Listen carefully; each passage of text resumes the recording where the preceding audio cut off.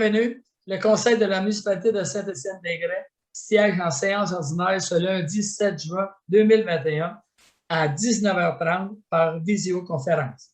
Sont présents à cette visioconférence Monsieur Robert Landry, maire. Présent. Monsieur Richard Saint-Pierre, conseiller. Présent. Monsieur Jocelyn Isabelle, conseiller. Présent. Madame Nancy Mignot, conseillère. Présente. Monsieur Marc Bastien, conseiller. Présent. Monsieur Nicolas Gauthier, conseiller. Présent. Monsieur Gaétan Léveillé, conseiller. Présent.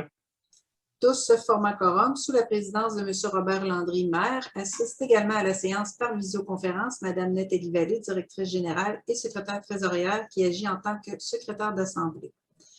Donc, considérant le décret numéro 177-2020 du 13 mars 2020 qui a déclaré l'état d'urgence sur tout le territoire québécois pour une période initiale de 10 jours, considérant les décrets subséquents qui prolongent cet état d'urgence soit jusqu'au 11 juin 2021, considérant l'arrêté ministériel numéro 2020-029 daté du 26 avril 2020 qui précise que toute séance peut se tenir à l'aide de moyens permettant à tous les membres de communiquer immédiatement entre eux, considérant que selon l'arrêté 2020-074, lorsque la loi prévoit qu'une séance doit être publique, celle-ci doit être publicisée dès que possible par tout moyen permettant au public de connaître la teneur des discussions entre les participants et le résultat de la délibération des membres, considérant qu'elle est dans l'intérêt public et pour protéger la santé de la population, des membres du conseil et des officiers municipaux, que la présente séance soit tenue à huis clos et que les membres du conseil et les officiers municipaux soient autorisés à y être présents et à prendre part, délibérer et voter à la séance par visioconférence. Donc, ça prendra un proposeur et un appuyeur pour autoriser la présente séance à huis clos. Monsieur Gauthier, Monsieur Isabelle.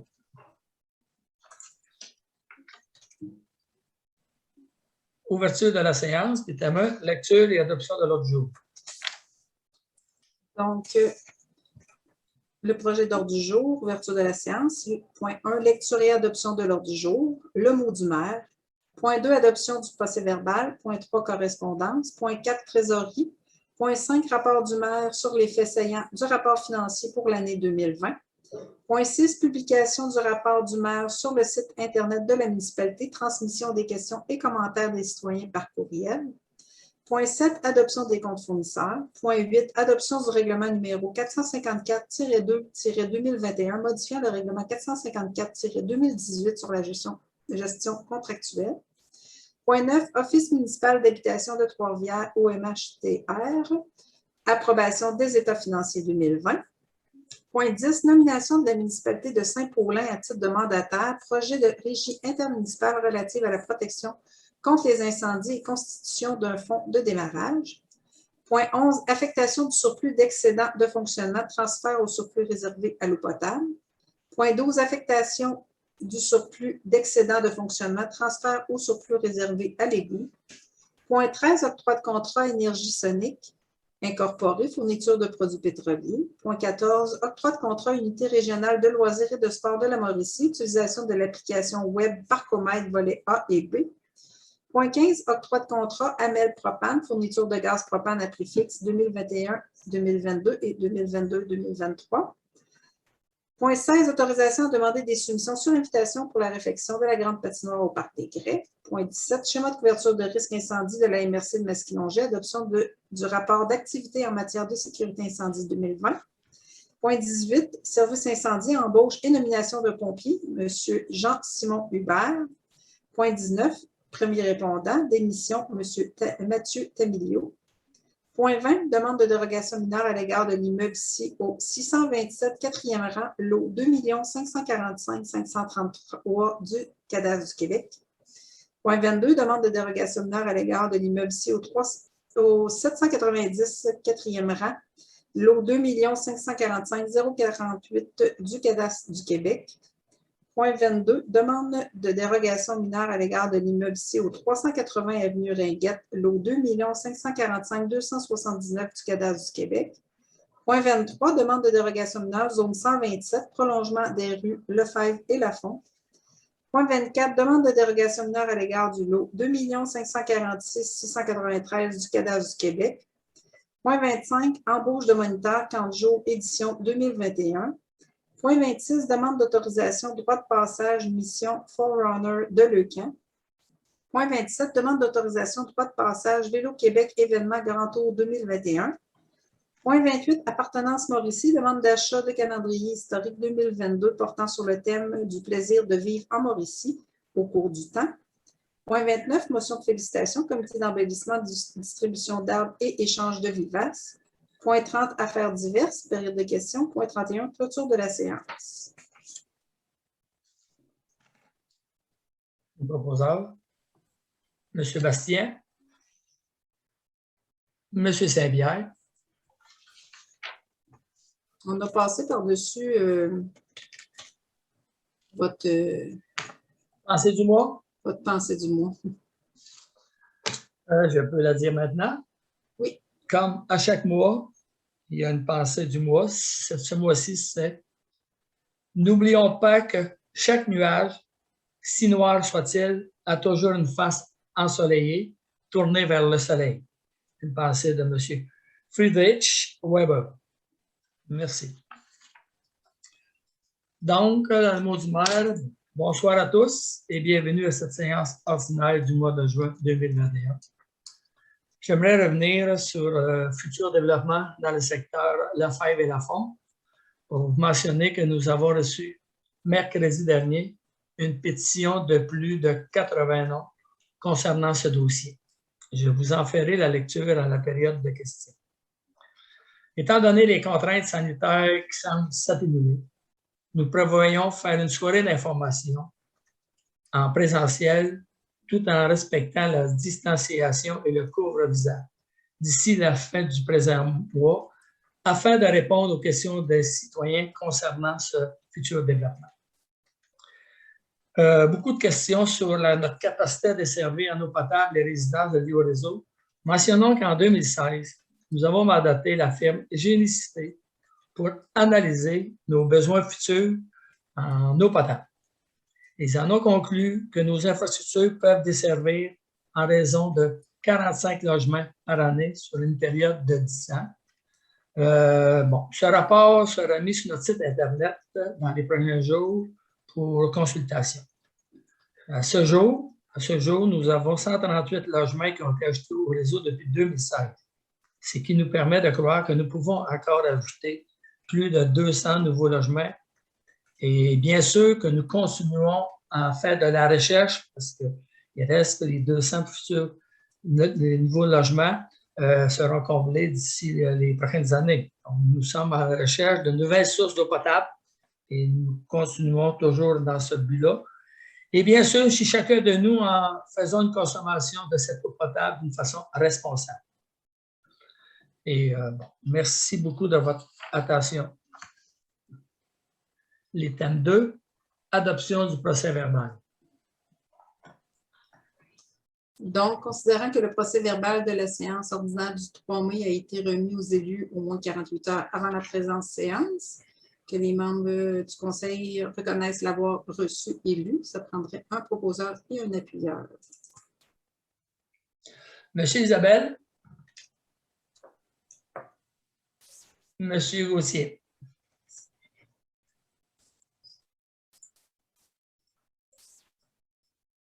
Correspondance. Rien à ce point. Point 4, trésorerie. Rien à ce point. Point 5, rapport du maire sur les faits saillants du rapport financier pour l'année 2020. Mesdames, Messieurs, membres du Conseil, chers concitoyens, concitoyennes, bonsoir. En tant que maire de la municipalité de Saint-Étienne-des-Grès, j'ai le plaisir de vous présenter le rapport des faits saillants du rapport financier et du rapport du vérificateur externe, conformément à l'article 176.2.2 du Code municipal. Les derniers états financiers et le dernier rapport des vérificateurs. Item 1.1, les derniers états financiers. En 2020, le résultat des opérations des activités financières après affectation s'est soldé par un excédent net favorable de 824 456. Au 31 décembre 2020, l'avoir des contribuables se chiffrait à 15 916 357, ainsi répartis. Un surplus accumulé non affecté de 1 023 180. Un surplus accumulé affecté à la TEC de 27 848 et à la COVID-19 de 188 885. Des fonds réservés de 331 506. Un investissement net dans les éléments à long terme pour 15 884 108. Et finalement, le financement des investissements en cours pour 1 539 170. Au 31 décembre 2020, l'endettement net à long terme de la municipalité était de 8 856 287. Par rapport à une richesse foncière 2020, le ROD déposé le 9 septembre 2019 de 360 157 300, représentant ainsi un ratio de 2,46 %. En ajoutant à l'endettement à long terme de la municipalité, la quote-part de la dette à long terme consolidée de la MRC de Masquinongé de 999 376, nous obtenons ainsi un endettement total net à long terme de 9 855 662 au 31 décembre 2020. Ainsi, l'endettement total à long terme par rapport à la richesse foncière 2020 représente un ratio de 2,74 %. Au 31 décembre 2020, la municipalité de Saint-Étienne-des-Grès avait une dette à long terme de 8 856 287, incluant un montant de 2 661 685, attribuable aux dettes des différents développements domiciliaires qui constituent des taxes de secteur et incluent les dépenses à financer. Item 1.2, le rapport des vérificateurs 2020. Le rapport annuel des vérificateurs pour l'exercice clôturant le 31 décembre 2020 a été émis sans réserve. Ce même rapport stipule que les états financiers donnent, à tous les égards importants, une image fidèle de la situation financière de la municipalité, ainsi que des résultats de ses activités, de la variation de la dette nette et de ses flux de trésorerie, selon les principes comptables généralement reconnus du Canada. Item 2, les réalisations 2020. Voici les dépenses en immobilisation et travaux majeurs réalisés en 2020. Nous avons asphalté le chemin du Petit-Saint-Étienne, l'installation d'un abri à sable au garage municipal, l'installation de jets d'eau au parc des Grès et filets de protection, la stabilisation, la stabilisation de la côte Van Dyke de la rue principale, l'achat d'un camion Ford F-150, l'installation d'un gazebo étape au parc des Grès, le remplacement du serveur informatique, l'installation d'une traverse d'écoliers sur la rue principale intersection Saint-Germain, l'installation d'un nouveau radar en bas de la côte rue principale, le remplacement des pompes, le puits numéro 2 et le puits numéro 5, l'achat d'un projecteur pour cinéma extérieur, l'achat d'une flotte de ski de fond, l'achat d'un module de jeu en remplacement pour le parc de la terrasse, la défection du balcon arrière de l'hôtel de ville et l'achat de 2 habits de combat pour le service incendie. En conclusion, c'est tous ensemble que nous pouvons accomplir de belles et grandes choses. Donc, un grand merci à mes collègues, à toute l'équipe municipale et à tous nos bénévoles qui, individuellement ou par le biais d'organismes, font de Saint-Étienne-des-Grès une communauté fière et dynamique où il fait bon vivre. Merci de votre attention. Robert Landry, maire. Donc, l'item 6, publication du rapport du maire sur le site Internet de la municipalité, transmission des questions et commentaires des citoyens par courriel. Donc, considérant l'article 176.2.2 du Code municipal du Québec qui prévoit que le maire fasse rapport aux citoyens des faits saillants du rapport financier du du vérificateur externe lors d'une séance ordinaire du Conseil tenue au plus tard en juin et qu'en situation normale, une période de questions est tenue et lors de laquelle le sujet est abordé. Considérant la situation exceptionnelle créée par la pandémie COVID-19, considérant que le conseil municipal tient la séance à huis clos et qu'il est donc impossible de tenir une période de questions habituelle.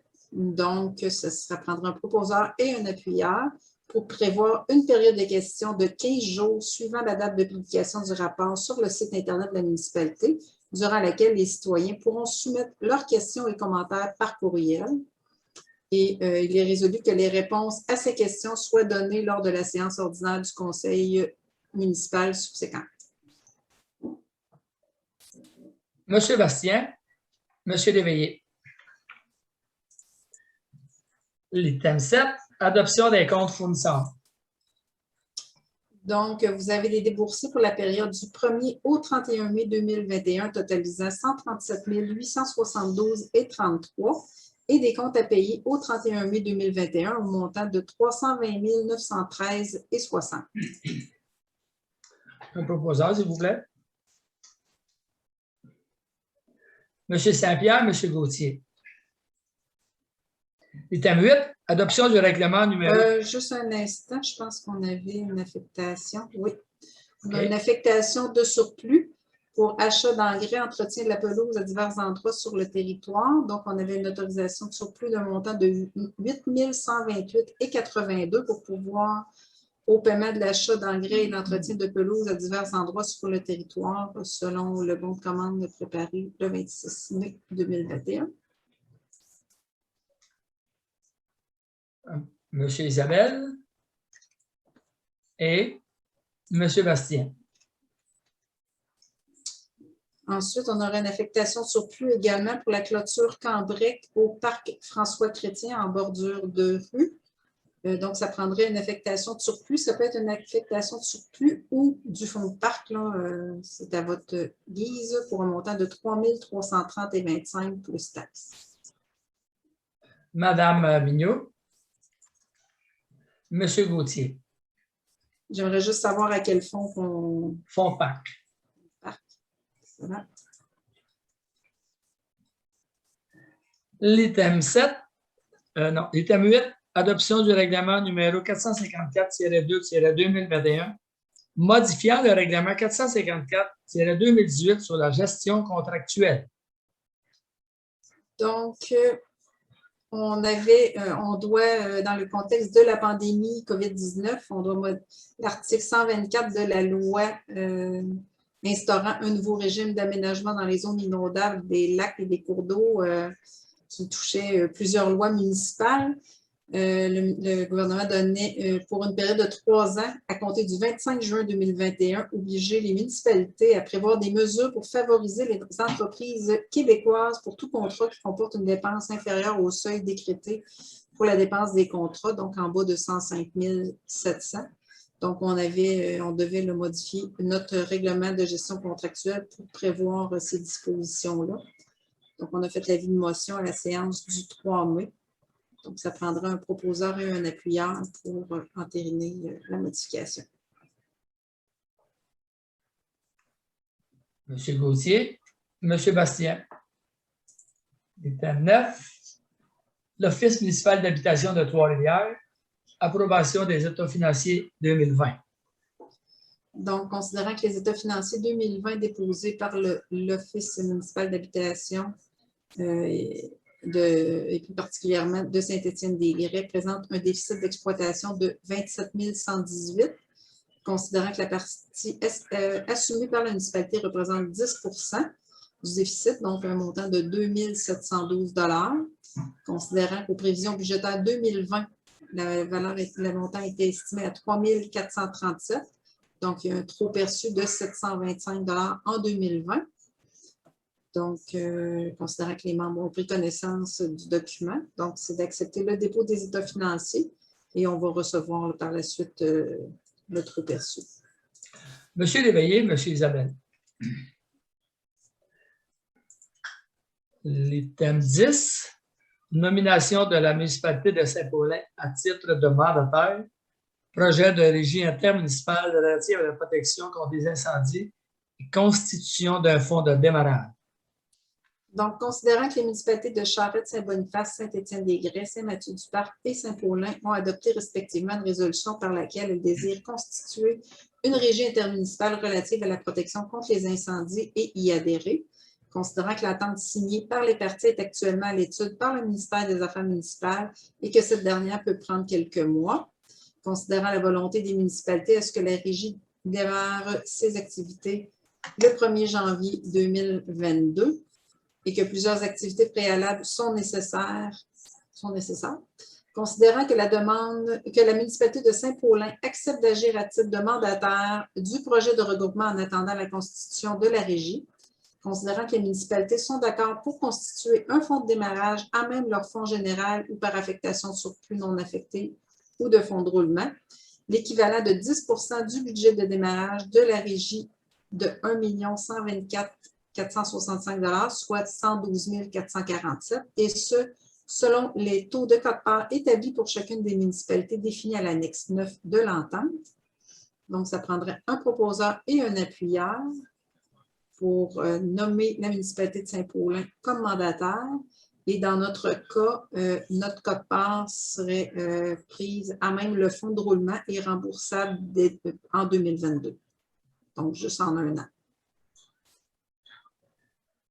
Madame Mignot, M. Saint-Pierre, juste à titre d'information, nous devions trouver une municipalité parmi les 5 pour être mandataire pour faire avancer ce projet et la municipalité de Saint-Paulin a accepté d'être le guichet unique, si on veut. Donc, c'est pourquoi que Saint-Paulin a été ciblé, mais ça aurait pu être n'importe quelle des 5 autres municipalités.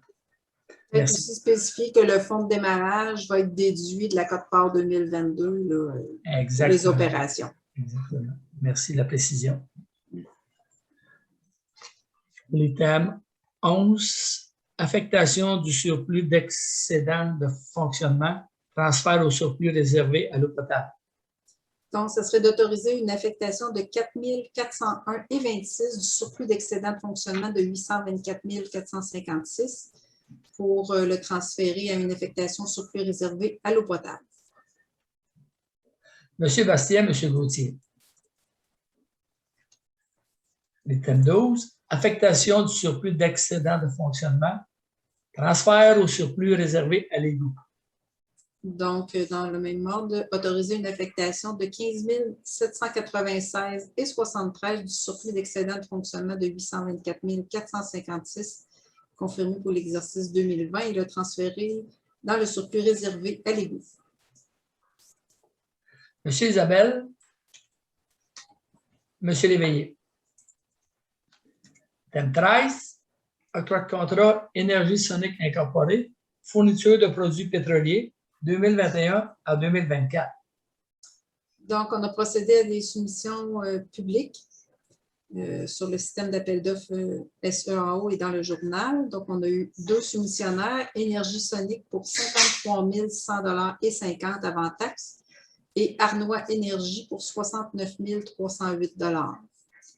Donc, considérant que le plus bas soumissionnaire est conforme, prendre un proposeur et un appuyeur pour Madame Mignot, Monsieur Isabelle. Item 14, octroi de contrat, unité régionale de loisirs et de sport de la Mauricie, utilisation de l'application web Parcomètre, volets A et B. Donc, ce serait d'autoriser, d'octroyer à l'unité régionale le contrat d'une durée d'1 an pour l'utilisation de l'application Parcomètre, volets A et B. Donc, pour un coût annuel de 229,45 plus taxes et d'autoriser le directeur des loisirs, Frédéric Lamotte, à signer le contrat pour et au nom de la municipalité. Monsieur Isabelle, Madame Mignot. Item 15, octroi de contrat Amel Propane Incorporé, fourniture de gaz propane à prix fixe 2021, 2022, 2022, 2023. Donc, ce serait d'accorder à Amel Propane pour la fourniture du gaz propane pour le pavillon des loisirs, situé au Parc des Grès. Donc, 1er mai 21 au 30 avril 2022 pour un prix de 0,6020 sous le litre. Et 2022, 1er mai 2022 au 30 avril 2023 à 0,5720 le litre. Et d'autoriser la directrice à signer les contrats. Les. M. Gauthier, M. Bastien.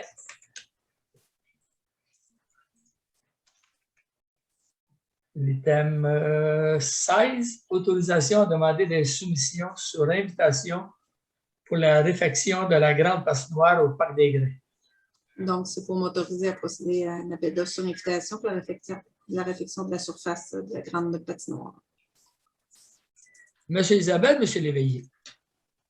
L'item 17, schéma de couverture de risque incendie de la MRC de Masquinongé.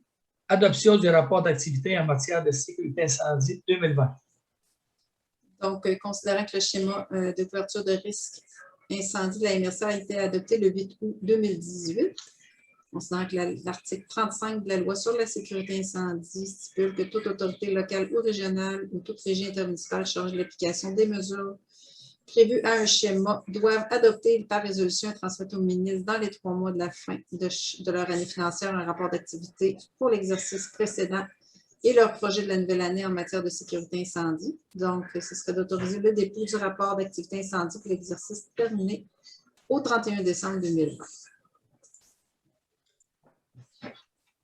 M. Saint-Pierre, M. Gauthier. Item 18, service incendie, embauche et nomination d'un pompier, M. Jean-Simon Hubert. Donc, ça prendra un proposeur et un appuyeur pour procéder à l'embauche et la nomination de M. Jean-Simon Hubert. Les salaires et conditions sont ceux prévus à la convention collective en vigueur. M. Saint-Pierre, Mme Mignot. Item 19, premier répondant, démission de M. Mathieu Tamilio. Donc, ce serait d'accepter la démission de M. Mathieu Tamilio à titre de premier répondant au sein du service des premiers répondants de la municipalité. Mme Mignot et M. Isabelle. Item 20, demande de dérogation mineure à l'égard de l'immeuble 6 au 627 4e rang sur le lot 2 545 533 du cadastre du Québec. Considérant que la demande de dérogation mineure consiste à permettre l'agrandissement de 5,49 mètres sur 12,19 mètres, soit 18 pieds sur 40 pieds, d'un garage existant de 4,88 mètres sur 12,19 mètres, 16 pieds sur 40, ce qui porterait sa superficie totale à plus ou moins 126,4 mètres carrés, 1360 pieds carrés, sur la propriété sise au 627 4e rang sur le lot 2 545 533 du cadastre du Québec, situé dans la zone 131. Considérant que la demande contrevient à l'article 26.1.8 du règlement de zonage 405-2018, qui prescrit pour un garage détaché du bâtiment principal une superficie maximale de 85 mètres carrés pour un terrain ayant une superficie inférieure à 2000 mètres carrés. Considérant la recommandation favorable du comité consultatif d'urbanisme suite à l'étude du dossier, la parole est donnée à toute personne désirant se faire entendre à ce sujet. M. Minette, quelque chose à ajouter? Bien, c'est ça. C'est ce que j'ai dit l'autre fois. C'est les raisons pourquoi que je veux faire l'agrandissement. C'est ça que vous voulez savoir? OK. Oui. Ben, les raisons, c'est que c'est ça. J'ai un grand trailer fermé, puis à tous les hivers, il faut que j'aille le remiser ailleurs. Puis ben, des fois, ça change. Soit que ça change de propriétaire ou que je suis tout le temps en train de chercher ça. Puis là, ben, je voudrais tout mettre les affaires chez nous. Le premier garage que j'ai là, j'ai mon motorisé dedans. Puis la rallonge, ben, ça sera pour mettre mon trailer, remiser mon trailer d'hiver. Moi, ça fait 30 ans que je fais de la course. Fait que avant ça, ben, j'avais chez mes parents aussi que je pouvais mettre ça, mais là, ma mère, ben, elle parle de vendre la maison. J'ai des affaires aussi chez mes parents qui iraient là-dedans, comme j'ai ma souffleuse, fait que je fait que c'est ça. Je voudrais. Avoir toutes nos affaires à la même place. C'est ça, Puis, c'est ça. c'est à l'intérieur de notre terrain, donc ça n'a pas voie sur la rue. C'est la voie publique. Ça ferait bien notre affaire. Oui, c'est ça. Ça sera bien apprécié. Donc, Mme Vallée, vous... Donc, s'il n'y a pas d'autres commentaires, ça prendrait un proposeur et un appuyeur pour approuver la demande de dérogation. Monsieur Bastien, Monsieur Léveillé. Donc, votre dérogation a été acceptée. OK. OK. On vous remercie beaucoup. C'est accepté pour la construction? Tel que vous avez demandé, est-ce que je sache? Ah oui? OK. Ça veut dire que là, il nous reste seulement à aller chercher le permis officiel à la ville? Exact. OK. Ah ben. Bon, on vous remercie, puis on a apprécié Vous notre devez notre possiblement première remplir un séance. formulaire, là, ainsi de suite. Là. Il faut faire les choses selon les règles, mais actuellement, pas de dérogation est acceptée par le CCU et par le Conseil municipal, telle que la recommandation du CCU. Contacter Mme Mascotte ou là, je ne sais pas si c'est avec laquelle vous avez fait affaire là, pour éventuellement faire votre demande. Là. OK. OK. Eux autres, Bon, ils vont joindre la résolution de la dérogation avec la demande de permis. Bon, on vous remercie puis, de votre beau travail, puis on vous souhaite un bon restant de soirée. Merci. Bonsoir. Bonsoir. Merci beaucoup. OK, Merci. Item 21. Demande de dérogation mineure à l'égard des immeubles 6 au 790, 4e rang, sur le lot 2 545 048 du cadastre du Québec.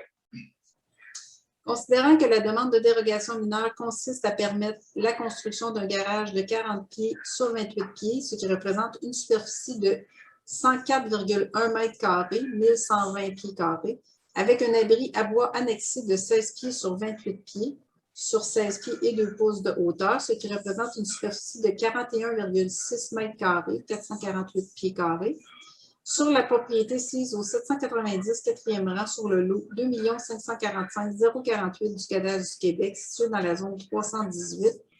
Considérant que la demande contrevient à l'article 26.1.8 du règlement de zonage 405-2018 qui prescrit pour un garage détaché du bâtiment principal une superficie maximale de 100 m² pour un terrain ayant une superficie supérieure à 2000 m². Considérant que la demande contrevient également à l'article 26.1.1 du même règlement qui prescrit une superficie maximale de 15 m² pour un abri à bois ainsi qu'une hauteur maximale de 3 mètres. Considérant la recommandation favorable du Comité consultatif d'urbanisme CCU à la suite de l'étude du dossier, la parole est donnée à toute personne désirant se faire entendre à ce sujet. Donc, la personne n'était pas disponible pour venir ce soir. Donc, M. Bastien propose et M. Saint-Pierre appuie que le Conseil de... Donc, d'approuver la demande de dérogation mineure concernant le lot 2 545 048 du cadastre du Québec situé dans la zone 318 à l'effet d'autoriser la construction d'un garage de 40 pieds sur 28 pieds, ce qui représente une superficie de 104,1 m², 1120 pieds carrés, mais si avec un abri à bois annexé de 16 pieds sur 28 sur 16 pieds et 2 pouces de hauteur, ce qui représente une superficie de 41,6 m², 448 pieds carrés sur la propriété sise au 790 4e rang. L'item 22, demande de dérogation mineure à l'égard de l'immeuble 6 au 380, avenue Ringuette, sur le lot 2 545 279 du cadastre du Québec.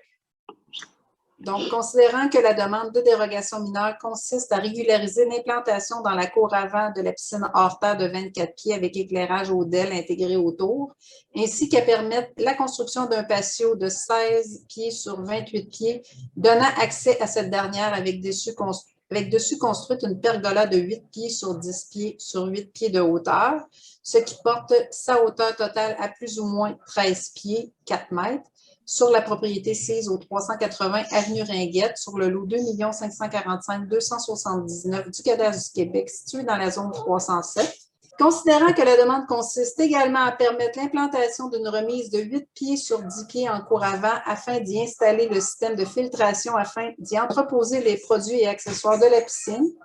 Considérant que la demande contrevient à l'article 27.1 du règlement de zonage 405-2018 qui n'autorise pas l'implantation d'une piscine ainsi que ses accessoires tels que patio surélevé, trottoir et éclairage dans la cour avant. Considérant que la demande contrevient également à l'article 26.1.10 du même règlement qui n'autorise pas l'installation d'une pergola en cour avant et sa hauteur doit être maximale de 3 mètres. Considérant que la demande contrevient finalement à l'article 26.1.11 qui n'autorise pas l'implantation d'une remise dans la cour avant. Considérant la recommandation partiellement favorable du comité consultatif d'urbanisme à la suite de l'étude du dossier. Donc, la parole est donnée à toute personne désirant se faire entendre à ce sujet. En passant, la partie qui est non favorable, c'est la partie de la pergola, qui ne serait pas recommandée par le CCU.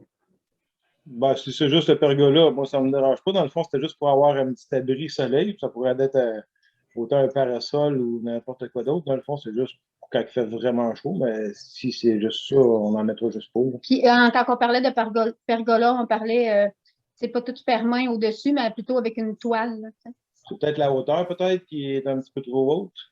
Bien, c'est sûr que la hauteur était dérogatoire parce qu'on parle de la hauteur totale qui est 4 mètres, puis le maximum, c'est 3 mètres. C'est sûr que... Ben, le pergola, dans le fond, c'était juste une idée pour avoir un peu d'ombre, vu que c'est très ensoleillé en avant. Mais sinon, il n'y en aura juste pas. Là. Mais c'est pour essayer justement de diminuer l'effet massif en avant. Que déjà, tu sais, que la piscine, le comité recommandait, oui, effectivement, la piscine et le patio. Là, on trouvait que c'était comme un peu trop en plus de mettre la pergola. C'est pour ça que c'est vraiment une question là, de ne pas surcharger le devant. Oui, ben, c'est bien comprenable, mais c'est aussi très, très reculé par rapport à la maison. C'est parce que moi, ma maison, par rapport à mes deux voisins, je me trouve à être en arrière de mes deux voisins. Ma maison a été bâtie vraiment à la limite arrière du terrain, comparativement aux deux autres, ce qui m'enlève toute chance de pouvoir me mettre une piscine en arrière. Puis en plus, en 2006, la zone est tombée zone à risque. Ben, moi, j'ai acheté en 2004. Puis en 2006, c'est tombé à risque à cause de la coulée. En fait, le talus, c'est trop à pic. Puis ils ont changé le zonage. Fait que ça m'empêche vraiment de mettre une piscine en arrière, mais si c'est juste une histoire de pergola, j'en mettrai juste pas. Au pire, peut-être juste mettre un parasol dans un des coins, permettre peut-être un petit peu d'ombre, un truc qu'on peut fermer. Ou, des fois, il y a des parasols un peu comme suspendus là, dans les airs. Là. comme on l'a déjà vu. J'en ai un justement, là, un parasol, ça a un pied, là, c'est suspendu, on peut le fermer, l'ouvrir quand on l'utilise. Là. Mais si c'est rien que la pergola, j'en mettrai pas. C'est pour mettre une petite rampe, par contre, là, parce que c'est quand même 52 pouces de haut, là, le patio. Oui. Pas sur la rampe. On vient de vous perdre, je pense. Okay. Oui, on vient de le perdre pendant le temps. Il est revenu. C'est sûr qu'il faut s'assurer de demeurer dans les règles là, de sécurité avec l'inspectrice, une des inspectrices municipales. Oui, ben c'est ça. Dans le fond, le patio, il serait. Ben, en fait, la piscine, elle a 52 pouces de haut. Fait que le patio, il arrive un petit peu plus haut, là, en bas sur le bord. Il y a peut-être 54-56 pouces de haut. Puis je pense qu'en haut de 5 pieds, je pense qu'en bas de 5 pieds, on peut mettre des rampes de 36 à 48 pouces pour être en règle. Fait que ça serait peut-être juste des petites rampes. J'aimerais peut-être avoir en avant là, la rampe qui donnerait au chemin, peut-être un petit peu plus fermée, là, avec peut-être un store en planche, peut-être un étrier intimité, quelque chose de genre. Je mettrais peut-être un 48 pouces de haut. Je laisserai faire la pergola, là, c'est pas grave. Là-dessus, il faudrait voir avec le service d'urbanisme. Nous, le CCU a traité la dérogation, donc il semblait bon, que vous soyez d'accord ou pas. Est-ce que le patio, excusez-moi, M. le maire, est-ce que le patio est déjà fait, M. Côté? Bien, on l'avait commencé parce que nous autres, dans le temps, on en avait un. Ça m'avait été, en fait, autorisé verbalement. Je sais que je me suis rendu compte que ça ne marchait pas, mais le patio, il est commencé, il n'est pas terminé.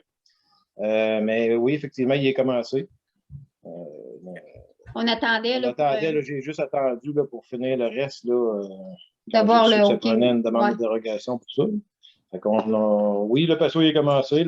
La piscine, en fait, c'est exactement la même piscine qu'il y a là, ça fait peut-être 15 ans que la piscine est là. Mais je l'ai juste changé pour une neuve avec exactement la même base, avec les mêmes fondations, la même grandeur. Mais j'ai juste changé le patio de côté parce que justement, on n'avait pas assez d'intimité puis on voulait avoir un petit muret intimité. Là. Mais sinon, Une belle haie tiède là, qui partirait des haies pour aller se rattacher à la clôture. Là, ça serait magnifique. Puis vous auriez beaucoup d'intimité par rapport à vos voisins. ça pourrait être une étude aussi. J'ai mis pergola, puis ça, c'est des idées qui m'ont venues, mais ça pourrait être une étude aussi. Mais comme on mentionne, assurez-vous là, avant de faire quelque chose, de contacter l'inspectrice municipale pour voir qu'est-ce qui est possible. C'est ça. Ouais, Même pour la hauteur des rampes. Là. Des haies aussi. Puis, Oui, ben c'est ça. Ben, on pourrait faire ça. Ça pourrait être une étude aussi. Je ne sais pas où, si je la mets devant le chemin ou en avant du patio, ou en tout cas, ça serait peut-être à voir. Là. Aussi, en cours avant, c'est pas très haut, fait que ça sera peut-être pas en cours avant. Là. Mais vérifier avec les inspecteurs. Exactement. On va se conformer. Moi, l'idée, c'est vraiment de me conformer le autant que possible aux règles. Mais c'est ça, moi, comme je dis, avec Mme Bérard dans le test, elle l'avait vu quand j'ai fait la demande de dérogation pour le garage. Puis à cause du talus, justement, moi, bon, ben, elle est là, tu peux pas la mettre en arrière. On a laissé ça comme ça. C'est juste que là, j'ai refait un nouveau patio en avant. Mais la pergola, on laissera faire. C'est pas de nécessité. Puis on regardera peut-être pour faire une haie là, une étude, comme vous dites, là, ça pourrait être une très bonne idée. Là. Donc, ça prend un proposeur pour son radar. Appuyé. Monsieur Saint-Pierre, Monsieur Bastien. Puis, est-ce que tu lis la... Oui, donc ce serait d'approuver partiellement la demande de dérogation mineure concernant le lot 2 545 279 du Cadastre du Québec situé dans la zone 307 à l'effet d'autoriser la régularisation de l'implantation dans la cour avant de la piscine hors terre de 24 pieds avec éclairage hôtel intégré autour, la construction d'un patio de 16 sur 28 pieds donnant accès à cette dernière et l'implantation de la remise de 8 pieds sur 10 pieds en cour avant afin d'y installer le système de filtration ainsi que d'y entreposer des produits accessoires de la piscine sur la propriété 6 au 380 rue Avenue Ringuette. Suivant les recommandations du comité consultatif d'urbanisme, la municipalité refuse toutefois l'installation de la pergola de 8 pieds sur 10 pieds sur 8 pieds de hauteur et préconise plutôt l'installation d'un couvert naturel pouvant réduire l'aspect massif de la construction. C'est parfait comme ça. Moi, pas de problème. On n'en mettra pas, puis on va se trouver un petit quelque chose à mettre là. Peut-être un parasseur, comme je disais, avec peut-être une étienne. Encore une fois, vérifier toutes ces choses-là avec le département d'urbanisme. Là-dessus, bien, on vous remercie de votre présence parce que nous, on doit poursuivre notre séance. Merci. Bonne Bonne séance. Bonne soirée. Bonsoir. Merci, bonsoir. Bonsoir. Ouais. L'item 23. Demande de dérogation mineure dans la zone 127, prolongement des rues Lefebvre et Lafont. Donc, le demandeur, par une correspondance officielle en date du 2 juin 2021, a avisé la municipalité qu'il renonçait à sa demande de dérogation mineure. Par conséquent, ce point ne sera pas traité. Merci.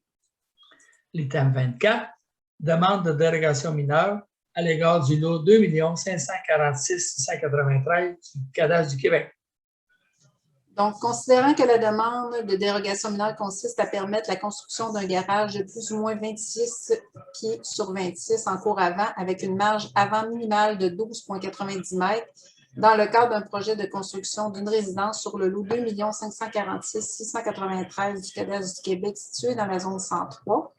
Considérant que la demande contrevient à l'article 26.1.8 du règlement de zonage 405-2018 qui n'autorise pas l'implantation d'un garage détaché en cour avant, considérant que le propriétaire a déposé une première demande de dérogation mineure dont la décision a été reportée lors de la séance du 12 avril 2021, considérant que le propriétaire a de nouveau fait entendre ses arguments atténuants au comité consultatif d'urbanisme par visioconférence, considérant que l'immeuble principal n'est toujours pas construit, considérant l'espace disponible sur le terrain pour permettre la construction de l'immeuble principal et du garage, considérant l'aspect esthétique faible qu'offre le garage en façade, considérant à nouveau la recommandation non favorable du comité consultatif d'urbanisme suite à l'étude du dossier, la parole est donnée à toute personne désirant se faire entendre à ce sujet. Donc, M. Esteban, si vous avez des points à ajouter. Oui, bien écoutez, comme la dernière fois, on apprend aujourd'hui la décision du CCU un peu à chaud. Là. Encore au même titre que la dernière fois, on demande à la Ville de considérer aller un petit peu à l'encontre de la recommandation du CCU. Il faut comprendre le caractère vraiment particulier du terrain que j'ai. Ce n'est pas un terrain standard. C'est un terrain dans lequel on a dû abattre énormément d'arbres parce qu'il était malade, qui était dangereux pour le bâtiment principal. Que construire un garage à l'arrière, ça implique de déboiser davantage le terrain. Que je vais me retrouver avec un des terrains les moins boisés de la terrasse. Je vois aucunement en quoi avoir une entrée de 200 pieds, pas d'arbres sur le terrain. C'est plus beau que le projet qu'on vous a présenté. Je ne sais pas si vous avez eu la chance de voir les dessins là, qui ont été faits par l'architecte sur recommandation de la municipalité de Saint-Étienne. Est-ce que vous avez eu la chance de les voir? Oui, on a eu la chance de le voir. Donc, on a essayé, avec l'architecte, de prendre en considération l'architecture du bâtiment, de s'assurer que c'est beau, que ça soit quelque chose qui soit harmonieux, esthétique, donc avec des mesures d'atténuation, d'avoir des fenêtres, comme le bâtiment principal, d'avoir des arbres pour essayer de camoufler le bâtiment secondaire. T'sais, on a écouté ce que la Ville nous a dit là, de retourner sur la planche à dessin, essayer de bonifier. On le fait, puis là, on se fait encore dire que c'est super d'accord. Je comprends qu'on déroge. Je comprends qu'on déroge. C'est pas ça le point. Si on pouvait faire un beau projet sans demander une dérogation, on le ferait. Le terrain est très particulier. Moi, je trouve ça dommage un petit peu le manque de vision du CCU à ce niveau-là. Là. Je suis désolé de le dire comme ça, mais c'est ma réaction à chaud. Puis, écoutez, j'espère que la Ville, on parle d'un projet là, au bon mot 400 000 $ de construction. Ce n'est pas une petite maison. Dans le cadre de ce qui se fait dans le quartier, non plus, on ne crée pas un précédent comme j'avais mentionné à la dernière rencontre. Il y en a d'autres, des maisons avec des garages à l'avant. Je comprends que s'il y en a d'autres qui l'ont, ça ne veut pas dire qu'on a le droit de l'avoir, mais considérant ça, on a essayé de faire une proposition qui soit belle. Puis, je veux dire, écoutez, là, ça ne le cachera pas, là, je me promène dans le quartier, là, je suis aménagé sur la terrasse en ce moment. Puis, j'en ai des garages qui sont à l'arrière, là, puis qui ne sont pas beaux. Ils ne dérogent pas à la Ville, mais ils ne sont pas beaux. Moi, je suis prêt avec la dérogation je comprends la situation, puis je suis prêt à mettre de l'argent sur le garage pour que ça soit harmonieux et beau, pour ne pas avoir une atrocité au-devant de la maison. Puis, j'espère que la Ville va reconsidérer ces arguments-là. Je n'ai pas envie de déboiser davantage. On essaie de proposer le meilleur projet avec les contraintes qu'on a sur ce terrain-là. Puis, j'espère que la Ville va être ouverte à reconsidérer la position du CCU. Si je peux juste mentionner le fait que ce terrain-là, on l'a choisi parce qu'il est à côté des parents de Michael, qui habite là depuis 30 ans. On a choisi ce terrain-là pour s'établir près d'eux, malgré les contraintes que le terrain pose. Puis, on souhaite vraiment pouvoir construire là, mais là, si on ne peut pas faire le projet tel qu'on vous l'a présenté, on ne voit pas comment on peut construire une maison sur ce terrain-là. Puis, ça nous fait de la peine. Donc, je voudrais juste... vous savez que les membres du CCU, nous avons un comité chaque fois de 10 membres. Et puis, ils travaillent quand même de façon assez consciencieuse. De mentionner qu'ils n'ont pas une vision, je pense qu'ils se sont arrêtés, ils ont regardé tous les aspects. Et nous, le conseil municipal, on se fie aux recommandations, on a eu des commentaires et ainsi de suite. Donc, malheureusement, s'il n'y a pas de modification comme telle, nous allons suivre les recommandations de notre CCU Quoique, du mal que vous en pensez de ces gens-là, je pense qu'ils font leur possible. Ils ont regardé toutes les facettes. Je pense que oui, ce projet-là, quand on regarde ça globalement, il est très beau. Mais les autres, ils ont jugé qu'il y aurait de la place pour le garage à l'arrière et ainsi de suite. Donc, je peux vous aviser immédiatement que la ville, dont le conseil municipal nous sommes, on accepte la recommandation de CCU. Eh bien, je suis très déçu du manque de vision de la ville de Saint-Étienne. Je m'envoyais désolé. C'est franchement... D'ailleurs, je déplore aussi le manque de communication, là. Je veux dire, c'est le fun qui vous parle, mais moi, j'aurais été intéressé dès le départ de savoir c'est quoi les recommandations de CCU, voir est-ce que j'aurais pu en parler avec mon architecte, est-ce qu'il y a des choses que j'aurais pu intégrer. On nous laisse un peu dans le néant avec cette histoire-là. On y va avec le mieux de nos capacités, avec nos connaissances de la situation. Mais je veux dire, je trouve... Est-ce que vous parlez d'un manque de communication là, dans quel niveau? Ben, vous avez une communication avec le CCU. Moi, j'apprends les recommandations du CCU le journée même. Je ne sais même pas si vous me dites qu'ils vous ont fait des commentaires, mais j'ai aucune idée, moi, c'est quoi la vision du CCU sur le projet. Je ne sais pas s'ils ont des idées pour que j'aurais pu appliquer pour bonifier le projet comme tel. Je veux dire, moi, ce qu'on me dit, c'est aller trouver des mesures d'atténuation. Je regarde ça avec mon architecte, mais je n'ai pas plus de directives là, pour voir s'il y a quelque chose qui peut être mis en place pour que ça soit acceptable aux yeux du CCU. Moi, je n'ai pas eu de communication avec les CCU. Jamais, là. Bien, vous avez rencontré les membres du CCU là, lors de leur rencontre, là, mais c'est sûr que les membres du CCU ne peuvent pas faire des recommandations parce que on connaît pas, chaque membre ne connaît pas l'ensemble des règlements là, que l'inspecteur, elle, possède. Là. Donc, c'est pour ça qu'il ne faut pas faire des recommandations aux demandeurs de dérogation. Est-ce qu'on était loin, exemple, est-ce qu'on était loin d'avoir une acceptation? Est-ce qu'on était à quelques détails près? Est-ce que moi, je n'ai pas de feedback, là, à part dire c'est refusé, mais c'est refusé sur quelle base? Moi, j'aurais voulu que ce projet-là se concrétise. J'aurais voulu investir à Saint-Étienne-des-Grès davantage, mais je ne suis pas capable de le faire parce que je n'ai pas d'informations à ce niveau-là. Moi, ce que je vous dirais, c'est que le CCU reçoit une demande qui est dérogatoire. Puis, c'est toujours, on regarde, est-ce qu'il y a moyen de faire autrement? Est-ce qu'il y a moyen de faire une construction qui ne demande pas de dérogation? Et c'est ça que le comité CCU n'a pas été convaincu. D'après le CCU, c'est selon la dimension, malgré effectivement, puis je tiens à souligner là, que chaque membre du CCU se sont déplacés individuellement pour aller voir sur place le terrain. On ne s'est pas juste fié aux photos. Là, Puis, à l'unanimité, les membres du CCU pensent vraiment qu'il y a moyen de faire une construction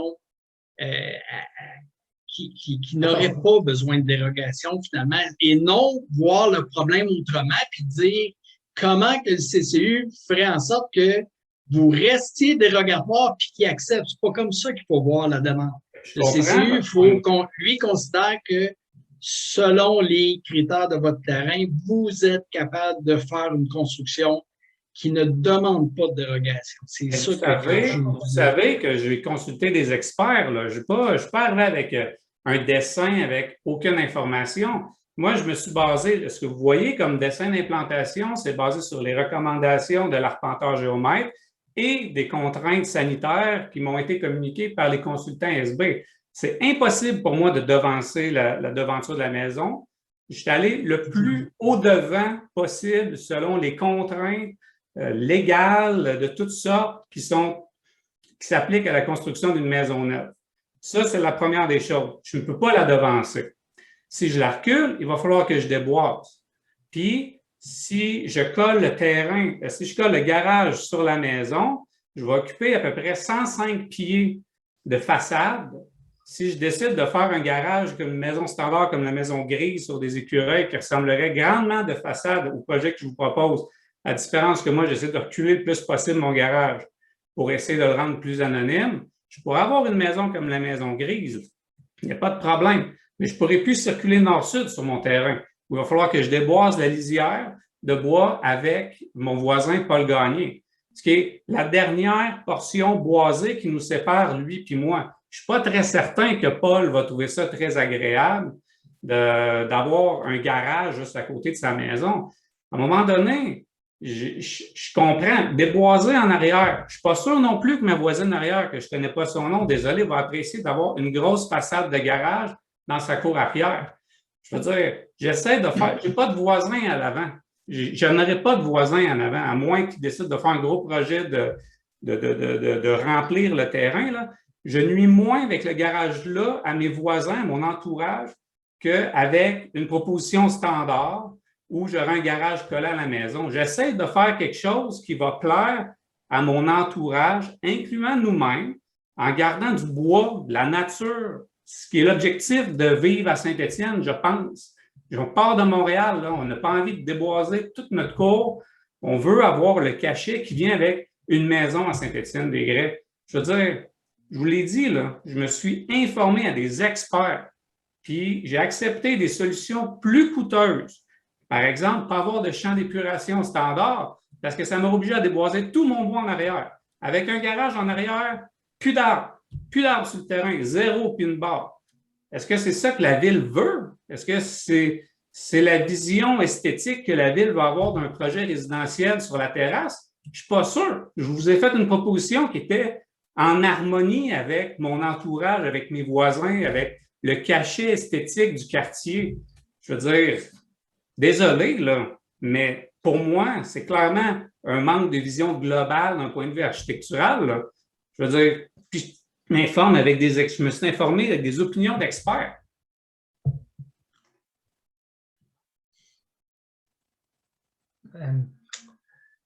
Merci, M. Esteban, de vos commentaires. Je pense que, comme M. Bastien a dit, ces gens-là se sont déplacés, ont vraiment analysé ça d'une façon de plus possible. Je peux le noter, lamentable. De toute façon, mon projet est mort. Là. Mon chien est mort, je vais vous le dire. C'est une décision mauvaise de la ville. Ça va me faire plaisir de remettre le terrain en vente, puis vous aurez un bungalow standard, puis il ne dérogera à rien, puis vous serez content. Mais c'est une décision lamentable. Lamentable. J'espère que le CCU va reconsidérer d'autres projets. Le mien, je m'en fous si je finis le chien mort, j'irai m'établir ailleurs. Mais, ceci dit, j'espère que les CCU, qui sont des nouveaux membres de ce que je connais, là, vont être en mesure de mieux reconsidérer d'autres projets futurs qui demandent une dérogation qui est raisonnable par ailleurs, qui n'est pas déraisonnable. Mais bon, ceci dit, la Ville refuse d'assumer son pouvoir exécutif. Fine, c'est correct, c'est la vie. Merci. Donc, ça prendra un proposeur et un appuyeur. Monsieur Bastien, Monsieur Saint-Pierre, Madame, vous pouvez lire. Donc, le CC refuse, pas le CC, mais la municipalité refuse la demande de dérogation mineure concernant le lot 2 546 193 du cadastre du Québec situé dans la zone 103 à l'effet de permettre la construction d'un garage de plus ou moins 26 pieds sur 26 en cours avant avec une marge avant minimale de 12,90 mètres dans le cadre d'un projet de construction d'une résidence. Le thème 25. Embauche de moniteur, 15 jours, édition 2021. Donc, considérant les recommandations du comité de sélection pour l'embauche de moniteurs pour le 15 jours 2021, donc on embaucherait 2 moniteurs supplémentaires à temps plein, soit Mesdames Talia Charret et Laurie Tifo, et ce à compter du 28 juin 2021 jusqu'au 13 août 2021. Le salaire versé au moniteur est le salaire minimum plus $1 tel que spécifié à la convention collective. Monsieur Isabelle, Monsieur Gauthier, juste pour précision, Madame Vallée, ces 2 moniteurs-là étaient déjà embauchés lors de l'inscription. C'est pour entériner, en fait. Non, je comprends, mais il ne faut pas que les gens pensent qu'on a non, 2 nouveaux moniteurs. Là. Ils font partie des 5. Ils font partie des 5 qu'on a total. Exactement. Ils étaient déjà là lors de l'inscription. Exact. OK. demande de thème 26, demande d'autorisation, droit de passage, la mission Forerunner de Leucan. Donc, on a eu une correspondance de M. Léandre Greffard participant à la mission Forerunner de Leucan, une course à pied d'environ 60 km réalisée par lui-même et 3 autres coureurs principaux, à laquelle d'autres coureurs s'ajouteront à certains endroits prédéterminés au profit de Leucan pour lutter contre le cancer. Considérant que la demande consiste à obtenir un droit de passage en provenance de Notre-Dame-du-Mont-Carmel sur le chemin de la Gabelle, le boulevard de la Gabelle, le chemin des Dalles, la rue principale, le 7e rang et le boulevard Trudel-Ouest vers Saint-Boniface le 10 juillet 2021 vers 9 h. Donc, ça prendra un proposeur et un appuyeur pour accorder le droit de passage sur les parties de ces routes-là qui appartiennent à la municipalité, et ça conditionnellement à ce qui est le permis d'événement aussi sur les routes qui appartiennent aux autres instances. Madame Mignot et M. Isabelle. Thème 27, demande d'autorisation, droit de passage, Vélo Québec événement, Grand Tour 2021. Donc, on considère la correspondance de Mme Marceau Louville, coordonnatrice du Grand Tour 2021, une randonnée cyclotouristique à rue ouverte organisée par Vélo Québec événement, un événement de 5 jours regroupant 250 cyclistes sur divers parcours en boucle, dont le départ et l'arrivée sont prévus cette année à Saint-Marc-des-Carrières. Donc, la demande consiste à obtenir le droit de passage de divers cyclistes de divers parcours en diverses provenances sur les rues suivantes: boulevard Trudel-Ouest, avenue Omer Bourassa, 6e rang, 7e rang, rue principale, chemin des Dalles, 4e rang, 5e rang, chemin Marcotte, route des Pins, 3e rang, boulevard de la Gabelle, chemin de la Gabelle, avenue Saint-Thomas-de-Caxton, chemin Saint-Thomas, rue Saint-Joseph, les 8, 9, 10, 11 et 12 août 2021. Donc, et aussi, on demandait un accès aux installations sanitaires. Donc, Monsieur Léveillé, Madame Mignot. Le thème 28, appartenance Mauricie, demande d'achat de calendrier historique 2022, portant sur le thème du plaisir de vivre en Mauricie au cours du temps. Donc, ce serait de procéder à l'achat de 25 calendriers historiques au coût de 10 $ chacun, donc pour un montant total de 250 $. Monsieur Léveillé, Monsieur Gauthier. Le thème 29, motion de félicitations au comité d'embellissement, distribution d'arbres et échange de vivaces. Est-ce que c'est une motion unanime? Oui. Unanime, oui. Il est résolu à l'unanimité que les membres du Conseil félicitent chaleureusement le comité d'embellissement de Saint-Étienne pour la distribution d'environ 800 arbres ainsi que pour l'échange de vivaces avec les citoyens, activité qui s'est tenue le 15 mai dernier. Exactement. Le thème 30, affaires diverses. Est-ce que, mes chers amis, vous avez des choses à ajouter, à mentionner? Non. Non. Non.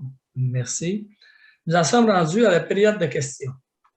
Excuse-moi, Robert. Oui. Je voulais inviter les gens. Le comité de la Saint-Jean-Baptiste a travaillé à mettre en place des activités familiales. Alors, j'invite les gens à nous suivre sur le site web de la municipalité et sur la page Facebook de la municipalité. Donc, les activités familiales vont être présentées dans les prochains jours. Donc, il n'y a pas de gros rassemblements cette année, mais par contre, on a quelques activités qui vont permettre aux gens quand même de célébrer, mais en famille. C'est bon. Allez-vous envoyer l'info sur Care City aussi? Oui, toute l'information, notre directeur des loisirs va tout déposer les informations sur les sites qu'on a accès naturellement. Ben, merci beaucoup. Donc, nous sommes rendus à la période de questions. Comme à chaque mois, vous avez, en tant que citoyen, l'occasion d'envoyer des questions par courriel.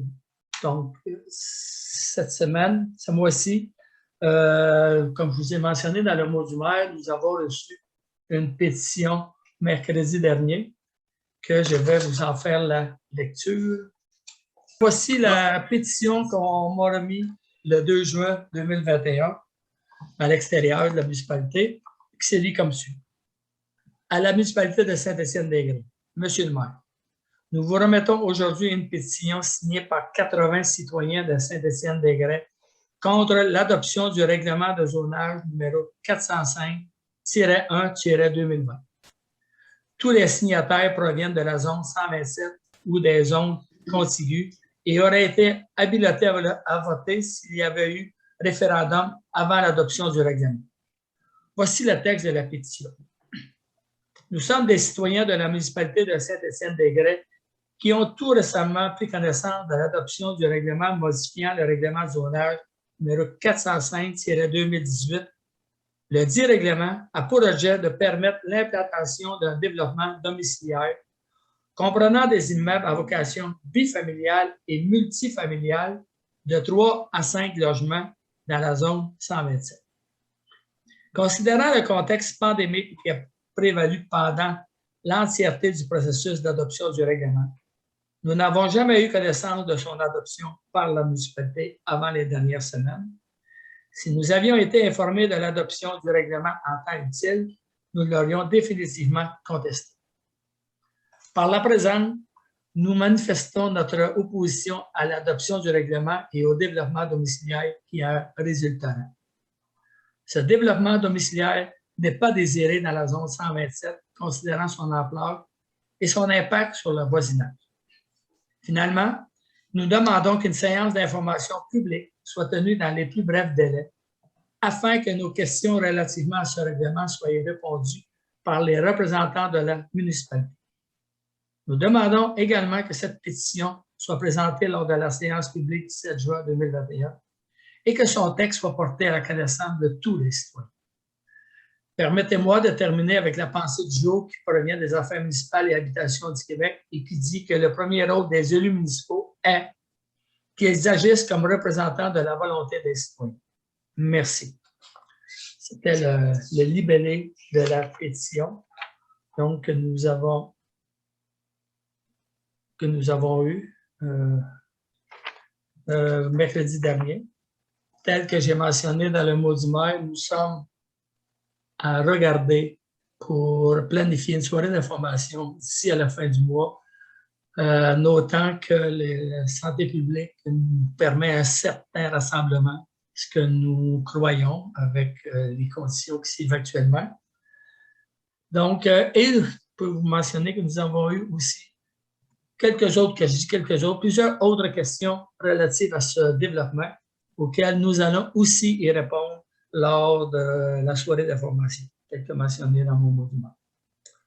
Et on a d'autres questions, Madame Vallée? Oui, on a une question de M. Daniel Pellerin concernant la barrière. Là, dans le fond, je vais lire intégralement, ça va être plus facile. Donc, il aimerait savoir si la municipalité peut demander à Hydro-Québec d'ouvrir la barrière de la descente en amont du barrage La Gabelle côté Saint-Étienne lorsque les bouées de sécurité seront installées. La descente de béton est brisée et Hydro-Québec ne semble pas vouloir la réparer. Par contre, elle est utilisable quand même pour de petites embarcations. Une pancarte de non-responsabilité de bris de la part de la municipalité Hydro-Québec pourrait être installée. La descente est restée fermée toute l'année dernière et plusieurs propriétaires de petites embarcations de notre municipalité voudraient bien pouvoir profiter de notre belle rivière. Selon l'information que j'ai eue, qu'il a eue, la raison de cette fermeture est la mauvaise condition de la descente. J'ai effectivement vérifié cet après-midi avec l'Hydro-Québec et on m'a mentionné que ce dossier est présentement dans les mains du ministère de l'Environnement. Et il semblerait que c'est assez compliqué. La dame m'a mentionné qu'elle est en train de vérifier si le fait de mettre une pancarte, ça dégage la responsabilité et de l'hydro de la municipalité. C'est pas aussi clair que ça. Donc, c'est un dossier à suivre. Est-ce qu'il y a eu d'autres questions? Ben, les autres questions, comme on disait tout à l'heure, portaient là, sur le projet de développement. Donc, auquel qu'on va, étant donné que déjà les questions du mois dernier, on n'a pas répondu. Effectivement, donc on va répondre lors de la soirée d'information. Les questions qui sont arrivées ces derniers jours vont aussi être répondues lors de la soirée d'information. Voilà, puis si c'est des gens qui ne sont pas nécessairement du secteur, bien, on leur enverra les réponses par écrit. Par écrit, exactement. Merci beaucoup. Donc, s'il n'y a pas autre chose, je demanderais l'avis de l'Assemblée, s'il vous plaît, M. Bastien et M. Gauthier. Merci et bonne fin de soirée à tous.